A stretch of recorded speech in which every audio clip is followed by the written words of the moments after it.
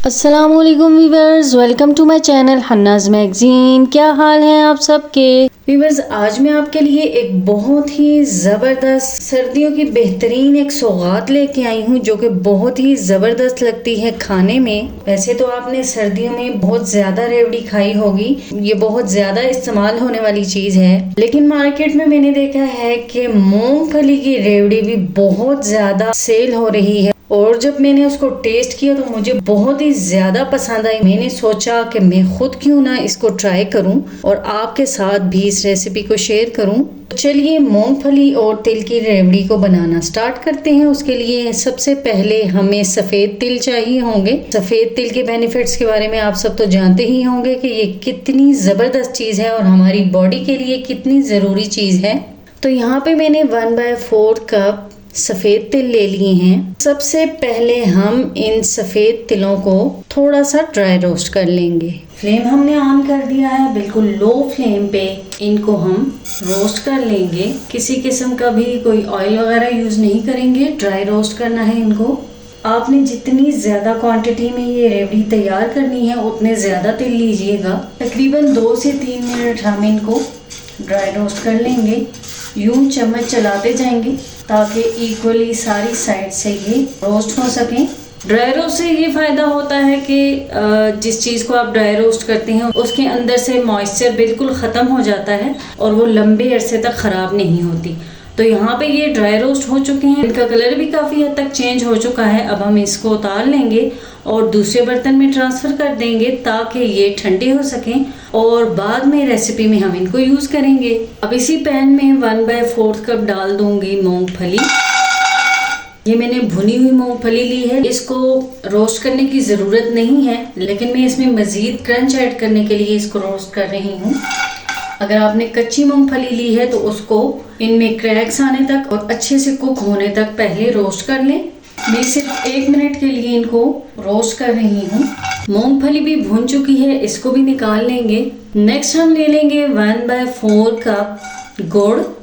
आप यहाँ पे गुड़ को छोटा छोटा काट के भी शामिल कर सकते हैं और अगर आपके पास शक्कर मौजूद है तो शक्कर भी शामिल कर सकते हैं। तो मैंने यहाँ पे शक्कर ली है। इसके साथ ही मैं शामिल कर दूंगी 2 टेबलस्पून शुगर। चीनी इसलिए ऐड करेंगे कि इसके अंदर बहुत ही ज़बरदस्त सा क्रंच आएगा। इन दोनों चीज़ों के मेल्ट होने में आसानी के लिए थोड़ा सा पानी शामिल कर देंगे ताकि ये इजीली मेल्ट हो सकें। पानी तकरीबन 1.5 टेबलस्पून शामिल किया है मैंने। अब यूँ बिल्कुल लो फ्लेम पे आहिस्ता आहिस्ता चीनी और गुड़ मेल्ट होता जाएगा। इस स्टेज पे हम बार बार चम्मच नहीं चलाएंगे बल्कि वक्फे से थोड़ा थोड़ा स्लोली चम्मच चलाएंगे ताकि ये इजीली मेल्ट हो सके। अगर हम इसको ज़्यादा चलाएंगे तो चीनी और गुड़ क्रिस्टलाइज हो जाएगा। जब हम देखेंगे कि चीनी और गुड़ मेल्ट हो चुके हैं तो इस स्टेज पे हम शामिल कर देंगे 1/2 टीस्पून सिरका। सिरका तो हर वक्त हर घर में इजीली अवेलेबल रहता है। अगर आपके पास सिरका मौजूद नहीं है तो आप लेमन जूस का यूज़ भी कर सकते हैं। इसको हम सारी तरफ मिक्सअप कर लेंगे। सिरका या लेमन जूस के यूज़ से ये होता है कि चीनी और गुड़ क्रिस्टलाइज होने से बच जाते हैं। अब हमने इसको इतना पकाना है कि ये थोड़ा सा थिक भी हो जाए और इसका कलर भी चेंज हो जाए। इसी दौरान आप इसमें टेस्ट और खुशबू के लिए 1 से 2 चुटकी के बराबर इलायची का पाउडर भी डाल सकते हैं। पाउडर डाल के मिक्स कर लेंगे, इससे खुशबू बहुत ही ज़बरदस्त आएगी। यहाँ पे देखिए ये मिक्सचर अच्छे से कुक हो रहा है। तकरीबन 2 से 3 मिनट की कुकिंग के बाद देखिए यहाँ पे बबल्स भी दिखाई दे रहे हैं और इसका कलर भी काफ़ी हद तक चेंज हो चुका है। ये देखिए। अब हम इसको चेक कर लेंगे कि ये रेडी हो चुका है या नहीं। तो चेक करने के लिए हमने यहाँ पे एक बर्तन में बिल्कुल ठंडा पानी ले लिया है, उसमें थोड़े से ड्रॉप्स इस मिक्सचर के डाल देंगे। ड्रॉप्स डालते ही हम यूँ चेक करेंगे, अगर ये सही से टॉफ़ी की तरह हार्ड हो चुका हो तो फिर ये रेडी होगा, लेकिन अभी ये सॉफ्ट है यानी कि अभी इसको मज़ीद पकाना है। अगर ये मिक्सचर पानी में डालते ही एकदम से कैंडी की तरह से हार्ड हो जाए तो हमने उस स्टेज पे इसको उतार लेना है। अब एक बार फिर चेक कर लेते हैं। पानी में डाल दिया है तो यहाँ पे देखिए ये बिल्कुल हार्ड हो चुकी है। मैं आपको चेक करवाती हूँ। ये देखिए ये बिल्कुल इजीली टूट रही है। इट्स मीन कि ये रेडी है। ये मिक्सचर यहाँ पे रेडी हो चुका है। गुड़ और चीनी अच्छे से कैरेमलाइज हो चुकी है। तो इस स्टेज पे हम इसमें शामिल कर देंगे अपनी ये मूंगफली। मूंगफली को भी अच्छे से मिक्सअप कर लेंगे ताकि सारी तरफ अच्छे से मूंगफली कोट हो सके। व्यूअर्स, अच्छे से याद रहे कि इस सारे प्रोसेस में फ्लेम बिल्कुल लो रखना है, बिल्कुल भी फ्लेम तेज नहीं करना। यहाँ पे देखिए तमाम मूंगफलियाँ अच्छे से कोट हो चुकी हैं। तो इस स्टेज पे हम यहीं पे शामिल कर देंगे ये सफ़ेद तिल और इनसे अच्छे से कोट कर लेंगे तमाम मूंगफलियों को। आप इस पैन को चूल्हे से उतार के भी इन मूंगफलियों को तिलों में कोट कर सकते हैं, लेकिन उस तरह से थोड़ा मुश्किल होता है। तो इस तरह से बहुत ही ज़्यादा इजी है कि इसी जगह पे यहीं पे हम कोट कर लेंगे, क्योंकि बिल्कुल लो फ्लेम पे साथ साथ ये गर्म भी होंगे तो इजीली ये काम हो जाएगा। अब हमने थोड़े से जो तिल बचा लिए थे वो भी डाल लेंगे और फ्लेम ऑफ कर देंगे। यहाँ पे देखिए हमने मूंगफलियों को पैन से निकाल लिया है और ये कोट हो चुकी हैं, लेकिन फिर भी कहीं कहीं से ऐसा लग रहा है कि इनके ऊपर सफ़ेद तिल नहीं लगे सही अच्छे से। मुझे लग रहा है कि यहाँ पे गुड़ और चीनी की मिकदार थोड़ी कम थी, इस वजह से ये सही से कोट नहीं हो सकी। तो हम थोड़ी सी और चीनी और गुड़ को कैरेमलाइज कर लेंगे और दोबारा से इनको कोट करेंगे।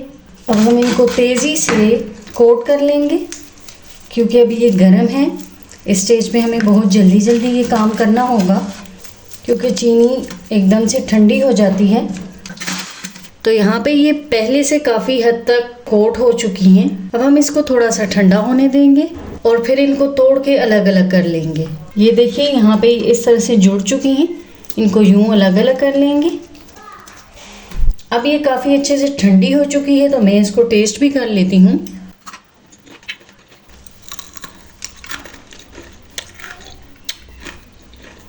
इंतहाई ज़बरदस्त, यमी, बहुत ही ज़बरदस्त टेस्ट है इनका और बहुत ही हेल्दी चीज़ है ये। खांसी, नज़ला, ज़ुकाम तमाम चीज़ों के लिए ये बहुत ही ज़बरदस्त चीज़ है और सर्दियों में इसका इस्तेमाल ज़्यादा से ज़्यादा करना चाहिए। कोई ज़्यादा मुश्किल नहीं है, बस जब आप गुड़ को कैरेमलाइज करें उसके बाद आपको थोड़ा तेज़ी से हाथ चलाना होगा क्योंकि फिर वो एकदम से सेट होने लगता है। इतनी ज़बरदस्त चीज़ जब बनकर तैयार होती है तो सारी थकावट ख़त्म हो जाती है। आपको मैं इनकी क्रिस्पीनेस की आवाज़ भी सुना देती हूँ। बहुत ही क्रिस्पी बनकर तैयार हुई हैं ये। पीनट भी हमारी सेहत के लिए बहुत ही अच्छी चीज़ है। उसके अलावा सफ़ेद तिल जो कि हमारे लिए बहुत ही ज़रूरी है, इसमें बहुत ज़्यादा मिकदार में कैल्शियम पाया जाता है और हड्डियों के तमाम मसाइल इससे हल किए जा सकते हैं। तो आप मेरी इस रेसिपी को ज़रूर से ट्राई कीजिएगा और कमेंट्स में शेयर कीजिएगा कि आपको मेरी आज की ये रेसिपी कैसी लगी और आप मुझे कहाँ किस सिटी से देख रही हैं। मेरी इसी तरह की हेल्दी, होममेड और क्विक रेसिपीज देखने के लिए मेरे चैनल को लाइक एंड सब्सक्राइब कर दिया करें और बेल आइकन को ज़रूर प्रेस किया करें ताकि मेरी तमाम नई आने वाली वीडियोस के नोटिफिकेशंस इजीली आप तक पहुंच पाएं। तो व्यूअर्स, इसी के साथ मुझे दीजिए इजाज़त। नेक्स्ट हाजिर होंगी फिर किसी ज़बरदस्त हेल्दी, होममेड और क्विक रेसिपी के साथ। तब तक के लिए अल्लाह हाफिज़ एंड बाय बाय।